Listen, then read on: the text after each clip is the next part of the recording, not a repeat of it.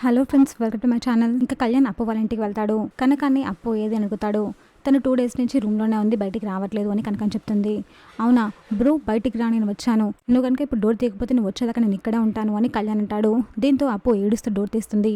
Bro, నువ్వు ఏడుస్తున్నావా, ఏమైంది అని కళ్యాణ్ అడుగుతాడు. కనకం కూడా ఏమైందే చెప్పు అని అడుగుతుంది. ఇంకా అప్పు ఏడుస్తూ జరిగిందంతా చెప్తుంది. నేను పోలీస్ సెలక్షన్ కోసం అకాడమీకి వెళ్తే అక్కడ ఒక అతను నాతో మిస్బిహేవ్ చేశాడు అని ఏడుస్తూ చెప్తుంది. ఇంత జరిగితే నాకు ఇంకా చెప్పకుండా ఉంటావా, పద ఇప్పుడే వాడంతా చూద్దామని అప్పు చేయి పట్టుకుని కళ్యాణ్ తీసుకెళ్తాడు. ఇంకా అప్పుతో మిస్బిహేవ్ చేసిన పర్సన్ ని కళ్యాణ్ వెళ్ళి కొడతాడు. ఏంటి నన్నే కొడతావా, బయట మీడియా పోలీసులు వాళ్ళందరూ ఉన్నారు, నీ అంతు చూస్తా అని ఆ పర్సన్ అంటాడు. నీ అంతు నేను చూస్తాను, పద బయట పోలీసులు మీడియా అందరు ఉన్నారు కదా, అక్కడ నీ అంతు తెలుస్తాను అని కళ్యాణ్ అతన్ని లాక్కెళ్తాడు.